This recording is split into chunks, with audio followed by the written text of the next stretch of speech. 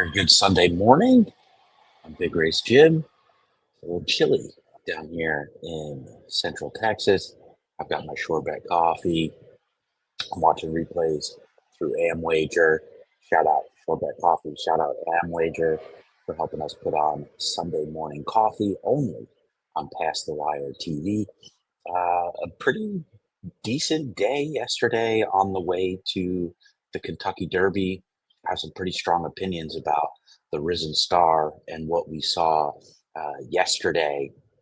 So let's get right into it. And here's the replay as they break from the gate, and everything we thought, kind of out of the gate, East Avenue would send there and from the four hole, but I guess we didn't really anticipate magnitude flying out from the 13 and cutting over and doing all of that. Though perhaps from that far of an outside post, maybe you'd had to have thought that that was going to be the play. Um, but I do think that East Avenue not getting the lead that was it for him. Like this was, if you're a Derby horse, a strong Derby contender, like where the four is right now is exactly where you want to be in this race. And he crumbled. He absolutely crumbled when he needed to do the running. And I can't help but think that him having magnitude as a target, and you could see him here, magnitude starting to put a little distance into them. The four is just in an all-out drive already, and just falling backwards, and not making up any ground on magnitude. You have to think that was a little bit of a confidence blow to East Avenue, and that's why ultimately he ended up running as poorly as he did. The winner, I think this goes back to and speaks to a lot of what I know I've talked about, what John has talked about in a lot of these prep races, a lot of these early season 3-year-old races, where you got to find out if your horse has progressed from 2 to 3, and taking it to the rest of the field in an aggressive manner usually pans out. And at 43-1 magnitude, he took it to him right out of the break, flew out of that 13 spot, went all the way to the front, and never looked back. I don't know, perhaps maybe the rest of these horses aren't very good, but when you have a horse like this that just flies out of there and puts everybody on notice before you even get to the first turn, I think that's a blow to a lot of their confidence. And like John has said, you get a horse out front like that at long odds, and they don't see anybody around them, they start to get a little bit bold, and they can hang on. And I think he got a 109 buyer speed figure from this effort yesterday. Really impressive race. And I think personally, part of my strong opinion on this race is that I think a lot of his success, magnitude success in this race, came down to more of the tactics that he used rather than his overall ability. I don't know. I'm not sure we can. We'll see. We'll see. I think he'd be a toss for me coming back in the Louisiana Derby, but I certainly could be wrong. But again, I just think you send that horse out of there like that, like a shot out of that 13 hole. He clears the field, starts to put a little bit of distance between them, and everybody else is like, what's happening? And he did all the running. There were 3 horses in this race that did running. Magnitude ran out, took them all the way around, huge speed figure, fantastic time, and it'll be interesting to see what this horse does moving forward. The other horse that did some running was Built, who finished second last time out in the Derby prep. Just got nipped at the wire for second here, so he finished third. Um, but he made a little bit of a move and then leveled off pretty quickly.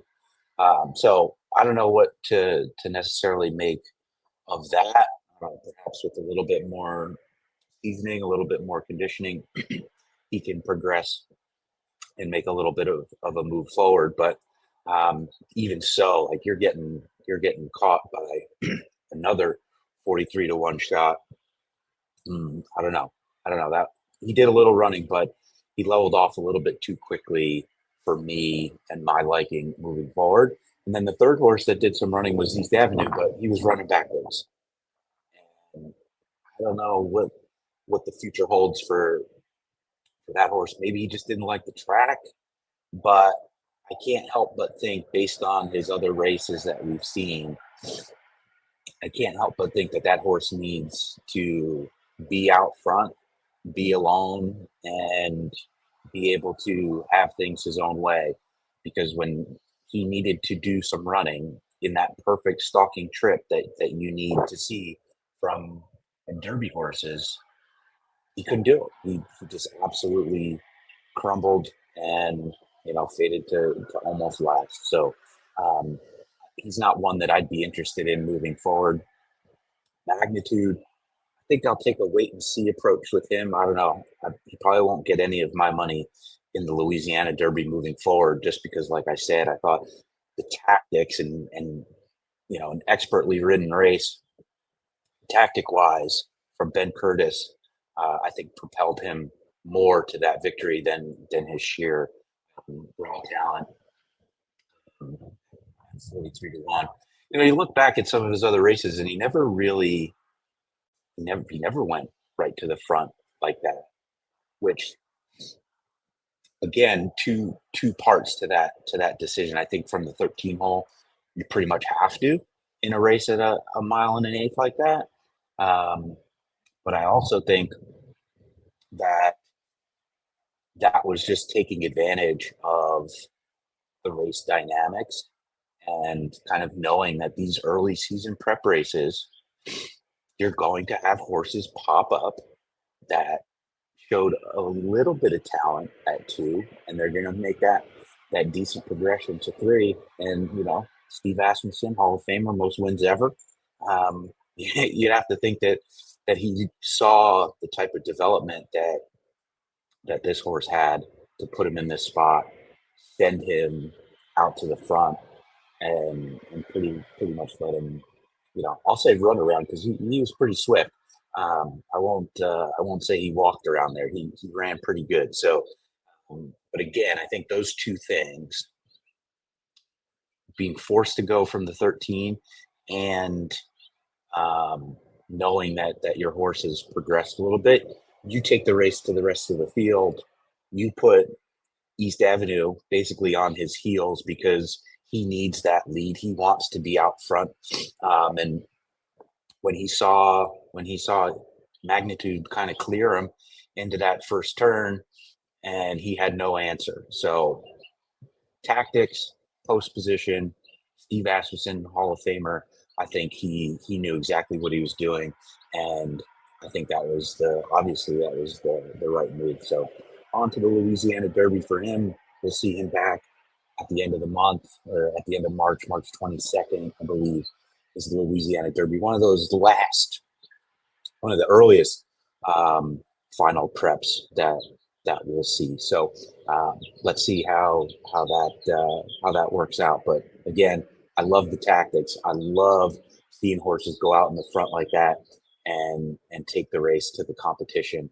And usually it pays off. So all good there. I'm shivering a little bit. I don't want you to hear me sipping my coffee. So we'll hit a quick commercial break, and then we'll be back to talk a little bit more horse racing from over the weekend. Stick around.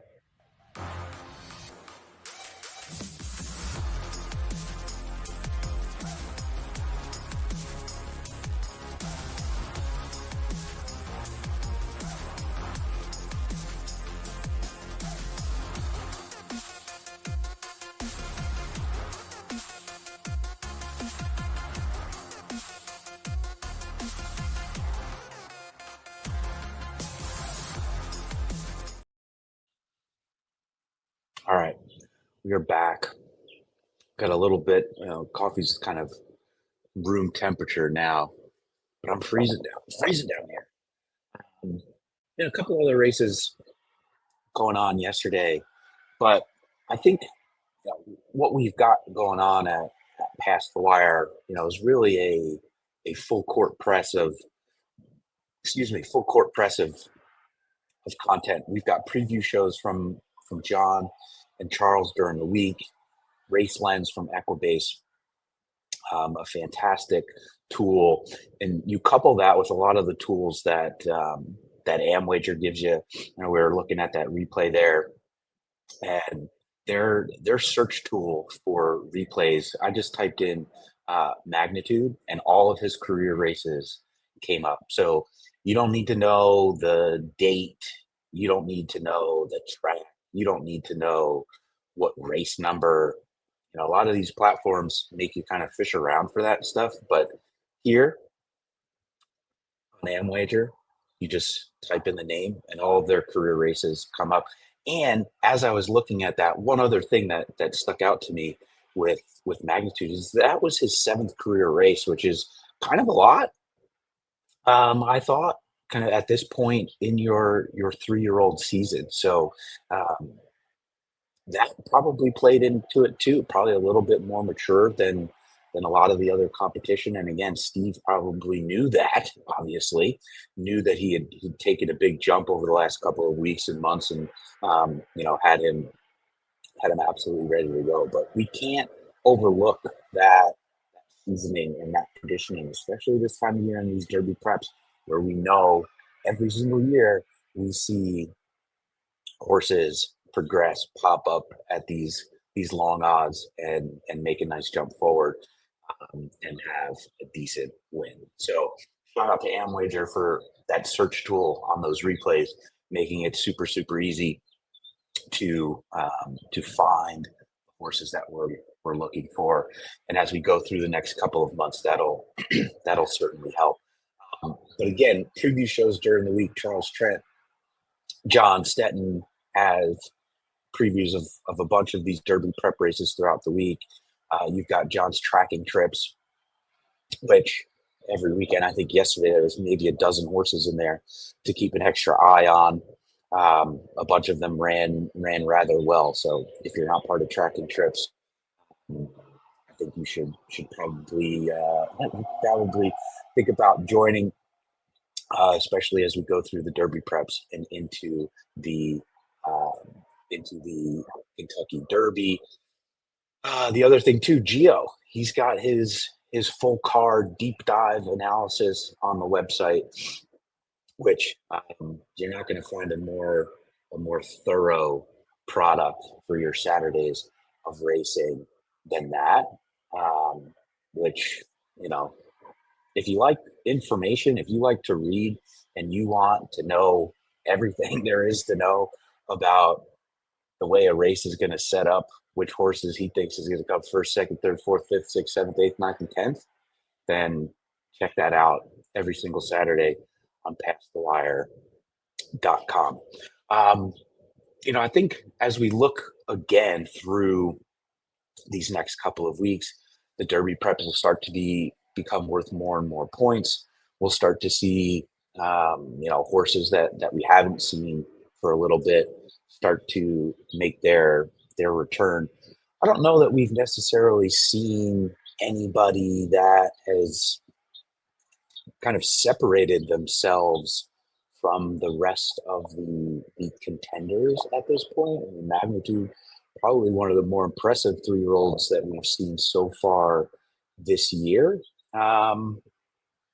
So we'll see. I think there's still a lot to learn, a lot of information to gather on this Kentucky Derby trail as we go through the next couple of weeks. So remember, pay attention, consume the information, let your eyes kind of guide you, right? Like a lot of people are going to be talking about magnitude and how impressive that was. But look, take another look at that replay and see, perhaps you thought some more horses moved a little bit more than I saw. Perhaps you thought Bilt's move, in my opinion, albeit a brief one, perhaps you thought that looked a little bit better than mine. Um, that horse that came in second, whose name escapes me at the moment. Perhaps you thought he ran rather well. Um, Take a look at these replays over and over and over again, and let your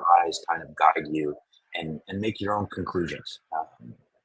One thing that we always said is horse racing is full of opinions, right? And the beauty of it is that we get to make up our own opinion based on what we see.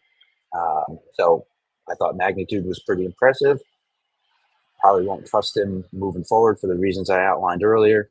East Avenue is completely off my radar now after that. I don't think he's ever going to get an easy lead. And I'd hope he doesn't get an easy lead in any of the races that he's in with jockeys and trainers. Having seen this replay, you'd assume that if they felt like their horse had any ability, they would take the race to East Avenue and make him beat him on the square rather than letting him get an easy lead. So again, watch the replays, make up your own conclusions, form your own opinions, and stick by those opinions. One last quick break. I need another drink of coffee. I don't know. Feels like it's getting colder and colder as the sun comes up here deep in central Texas. But stick around. We'll be right back as we wrap up another edition of Sunday Morning Coffee, brought to you by Shoreback Coffee and Liquor.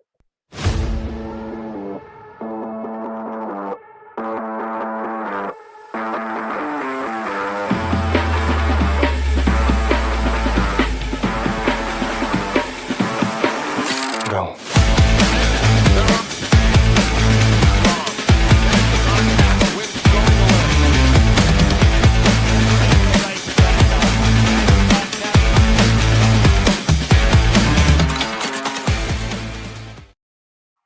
Welcome back. It's time for the last set.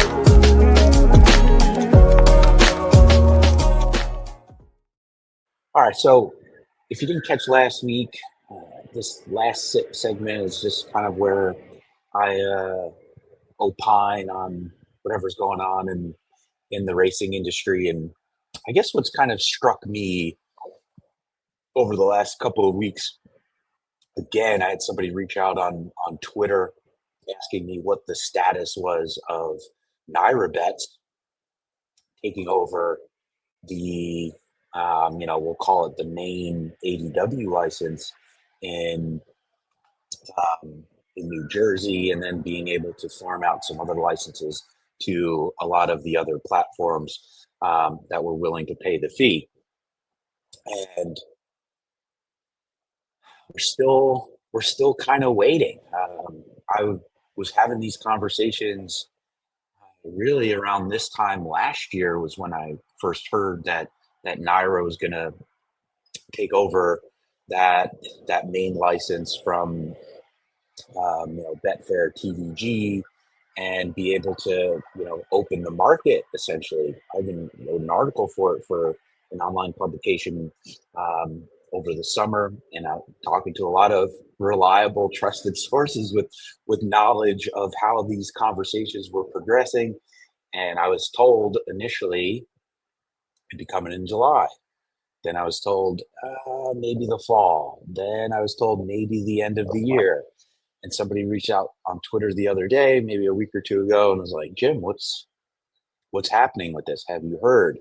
And admittedly, I kind of stopped following the story and the progress of that, but still no resolution on that. And I think a lot of times we kind of forget how a lot of this stuff works, right? There's so much regulation that goes into this. Lawmakers are involved. A gazillion different stakeholders are involved. And when everybody wants their piece of the pie, when everybody wants a seat at the table, a lot of this stuff gets slowed down.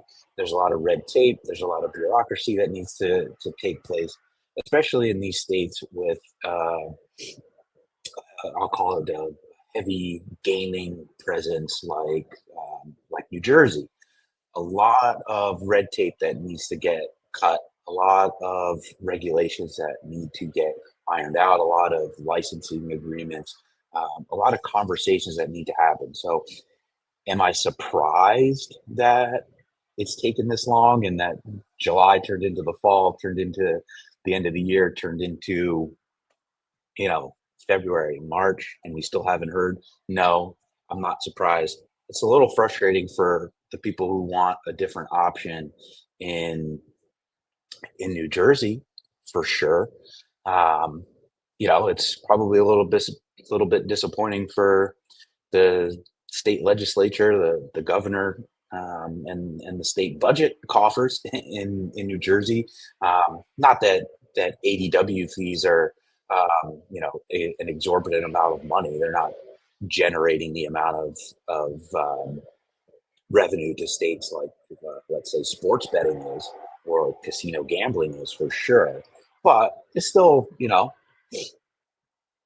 couple dollars that they that they can use in some form or fashion. So I was just thinking about that over the last couple of weeks, and yeah, it's frustrating, but again, there's so much stuff that needs to happen, and all it takes is one bottleneck for um, for things to get slowed down. So who knows when New Jersey will have an open ADW market. I wonder if people aren't talking about it, then a lot of people that are making these decisions aren't going to feel the pressure to get something done. So um, who knows? Who knows when it'll happen? But I know the people of New Jersey have been clamoring for a second, third, fourth, fifth option in terms of ADWs for the last couple of years, and unfortunately, it seems like they need to wait a little bit longer. And it kind of goes back to another point too, with just kind of how these things work through state legislatures, state regulations, and whatnot. Like this isn't an easy process. It's not like, okay, like here's the agreement, sign the paper, flip a switch, and everything's on. Um, there's regulations that need to be written, and that brings me to the second point of prop betting on horse racing. Jockey wins, over under on a certain day of racing. Trainer wins over under on a certain day of racing. Head to head matchups. There's no regulations. I mean, I'm sure some lawmakers got them saved on his computer, written to be able to submit right away. But you know, I see a lot of the commentary on Twitter that saying, "Oh, we need prop betting in horse racing. We need head-to-head matchups. We need, more wide open Derby future bets, Breeders' Cup Classic future bets." And I agree. I think that would help. I don't think. Uh, I don't think that sports betting and that sort of sports betting type of wagers on a horse racing menu is going to be racing saving grace, but I do think it'll help contribute at least a little bit. But a lot of the commentary is just woefully uninformed, thinking that like the tracks are just sitting there not offering this. They can't. It's against the law at the present moment, and there needs to be bills written and submitted and go through committee and voted on, and passed and signed, and then the regulations need to be hammered out. People need to be put in charge of navigating that process, regulating that process, collecting money. It's not a you know Naira or Churchill Downs CDI need to be offering these wagers, and they're like, great idea. Why didn't we think of that? Okay, here it's available for you starting in the fourth race today because you suggested. It doesn't work like that. Unfortunately, that would be great if it did, but it doesn't. and there's a process. There's a million different stakeholders, and it's going to take a while if we can ever see that at some point. Based on the conversations I was having all throughout last year, it doesn't really seem like there's much of an appetite from a lot of the racetracks to begin offering something like that. So again, tying back into the open ADW market in New Jersey, this stuff takes time, and it seemed like that had a little bit momentum, and perhaps it's kind of stalled now for whatever reason that we're not hearing about. But anytime we have something, an industry, a platform, an app, an offering with a lot of regulation, it's going to take a long time. Open market in New Jersey, prop style wagering for horse racing. So I think if we can be, I think horse players, we're patient, right? We're patient. We're trying to pick our spots. We're trying to make the right bets. We're waiting for good pricing. We're waiting for a good wagering menu. I think we just have to kind of wait a little bit longer. Hopefully these things come around in the near future, and hopefully they come around before it's too late. That'll do it for me. Another edition of Sunday Morning Coffee with Big Race Jim, brought to you by SureBet Coffee and AmWager. Thank you all for tuning in. Hopefully you enjoyed it. Magnitude, winner of the Risen Star, impressive speed, tactics. We'll see what he does moving forward. East Avenue, completely off my radar moving forward after that last race. Speaking of Kentucky Derby and Kentucky Derby preps, John has his Kentucky Derby seminar already ready for reservations. Go to passthewire.com and reserve your seat. It's the best seminar of the year. Every single race on the card, which we know is loaded with grade ones and grade twos over that 2-day weekend, Oaks and Derby. So go passthewire.com and reserve your seat now at the discounted rate. Cheers. Thank you for visiting Past the Wire TV, the YouTube channel of PastTheWire.com